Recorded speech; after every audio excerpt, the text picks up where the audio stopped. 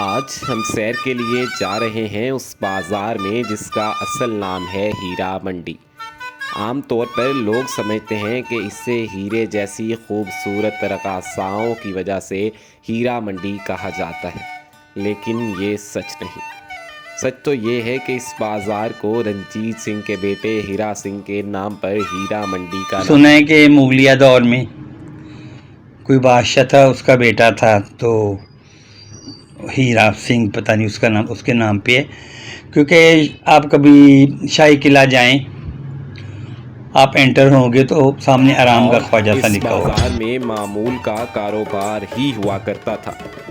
شاہی عمارات کے قریب واقع ہونے کی وجہ سے اس بازار کو شاہی محلے کا نام بھی دیا جاتا تھا، لیکن آج اگر یہ بازار بازار حسن کے نام سے بھی جانا جاتا ہے تو اس کی ایک بڑی وجہ یہ ہے کہ اس بازار کو انگریزوں نے ایک الگ ہی رونق بخشی تھی جب انہوں نے مختلف علاقوں کی معروف رقاصاؤں کو اس بازار میں لا کر اکٹھا کر دیا۔ انگریزوں کے اس اقدام کا مطلب لاہور میں تعینات انگریز سپاہیوں کو ایک ہی جگہ پر تفریح مہیا کرنا تھا۔ قیام پاکستان کے بعد مختلف ادوار میں مختلف حکومتوں نے یہاں رہنے والی خواتین کے خلاف مختلف آپریشن کیے، لیکن بعض معلوم اور بہت سی نامعلوم وجہوں کی بنیاد پر اس بازار کا بال بھی بیکا نہ ہو سکا۔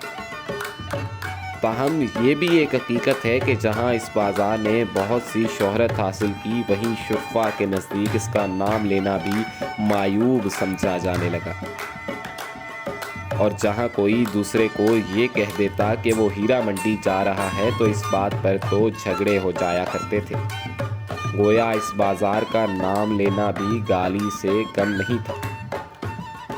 لیکن یہ بھی ایک حقیقت ہے کہ بعض شرفا کے حوالے سے تاریخ میں کہیں کہیں کچھ اور تذکرے بھی ملتے ہیں،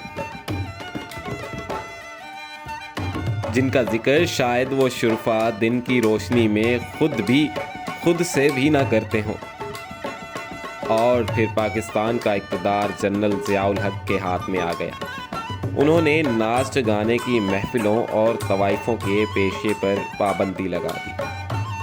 کچھ عرصے تک یہ بازار بے رونق پڑا رہا، اور پھر کیا ہوا، آئیے جانتے ہیں۔ خیال 15-20 سال ہو گئے ہیں۔ یہ تو ایک آرٹ کا بازار تھا۔ ہمارے پاکستان کی ہر بڑی ایکٹریس یہاں سے گئی ہے، میں کسی کا نام نہیں لینا چاہتی کیونکہ کچھ لوگ چھوڑ چکے ہیں۔ ہر بڑی سنگر، ہر بڑی ایکٹریس اسی بازار کی رہنے والی تھی، اور یہ پہلے آرٹ کا بازار کہلاتا تھا۔ یہاں پہ ایک 2 گھنٹے کا مخصوص ٹائم ہوتا تھا، 11 سے لے کے 1 بجے تک۔ 2 گھنٹوں میں گانا مانا لوگ سننے آتے تھے، اور 1 بجے یہ بازار کلوز ہو جاتا تھا۔ اور پھر ایک ایسی حکومت آئی، میرے ذہن میں نہیں ہے، ایک ہمارے ڈی ایس پی تھے چودھری شفقات، ان کے دور میں اس بازار کو بند کروایا گیا۔ تو پچھلے دنوں میں حاجی چودھری شفقات کا ایک انٹرویو دیکھ رہی تھی ایک چینل پہ، تو وہ کہہ رہے تھے کہ زندگی میں میرے سے غلطی ہوئی ہے، میں نے لاہور کا ایک بازار بند کروایا، پورے لاہور میں بازار حسن کھل گئے۔ تاہم ضیاء الحق کے دور کے بعد اس بازار کی رونقیں کسی حد تک دوبارہ بحال ہو گئی، لیکن اس علاقے کی بدنامی اور جدید رہائشی سہولیات کی عدم دستیابی کے باعث بہت سی رقاصاؤں نے پوش علاقوں کو اپنا مسکن بنا لیا اور اس بازار کو ہمیشہ کے لیے خیرباد کہہ دیا۔ لہٰذا آج یہ بازار اپنی پرانی پہچان کی بجائے ہر قسم کی تجارتی سرگرمیوں کا مرکز بن چکا ہے، اور ظاہر ہے کہ یہاں کاروبار کرنے والے اور خریداری کرنے والے دونوں ہی شرفا ہیں۔ آج یہاں جو بھی آتا ہے وہ اس نیت سے ہرگز نہیں آتا جس کے لیے کبھی یہ بازار جانا جاتا تھا۔ آج یہاں سب سے زیادہ جو کام کیا جاتا ہے وہ جوتے بیچے جاتے ہیں اور جوتے بنانے کا سامان بیچا جاتا ہے۔ جن کمروں سے شاید کبھی گھنگروں کی آواز آیا کرتی ہوگی، آج وہاں مختلف چیزیں بنانے والی مشینوں کی آواز سنائی دیتی ہے۔ البتہ اس بازار میں کمسنوں کے لیے روزی روٹی کل بھی مشکل تھی اور آج بھی آسان نہیں ہے۔ اس بازار کی ایک خاص بات یہ ہے کہ رقص اور رقاصائیں نہ صحیح لیکن آج بھی یہ آلات موسیقی کی ایک اہم مارکیٹ ضرور ہے۔ بالخصوص وہ نوجوان جو شاید ٹھیک طرح سے اس بازار کی تاریخ کو بھی نہ جانتے ہوں، انہوں نے بھی اگر گٹار خریدنے کی ضرورت پڑ جائے تو وہ اس بازار کا ایک آدھا چکر لگا لیا کرتے ہیں۔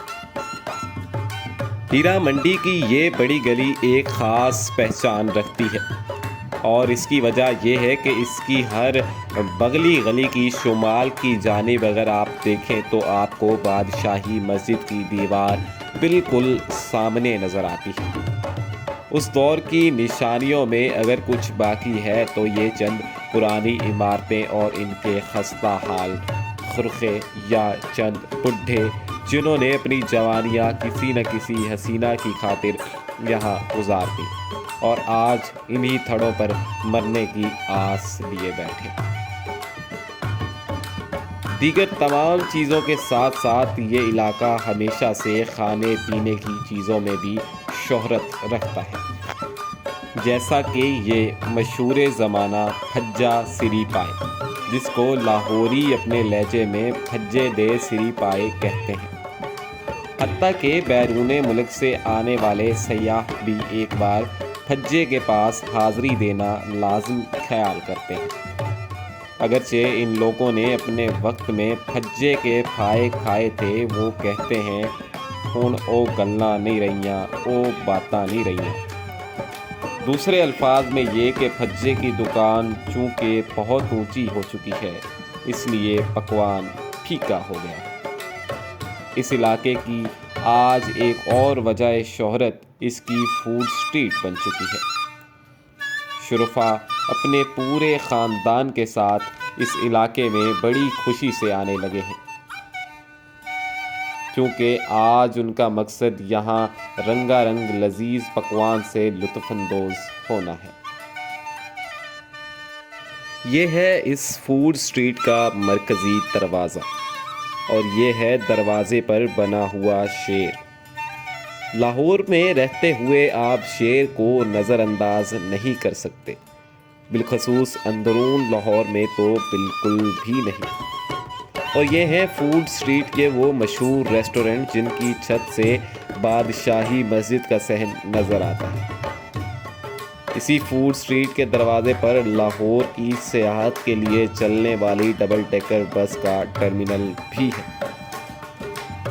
آج اس بازار میں لاہور کے کسی بھی دوسرے بازار کی طرح کاروبار کیا جا رہا ہے۔ فرق ہے تو صرف اتنا کہ کاروبار کرنے والے یا خریداری کرنے والوں نے اگر کسی کو بتانا ہو تو وہ یہ نہیں کہتے کہ میری دکان ہیرا منڈی میں ہے، یا یہ کہ میں ہیرا منڈی سے جوتا خریدنے جا رہا ہوں، بلکہ وہ یہ کہتے ہیں کہ میری دکان اندرون گیٹ میں ہے، یا یہ کہ میں خریداری کرنے کے لیے اندرون ٹکسالی گیٹ جا رہا ہوں۔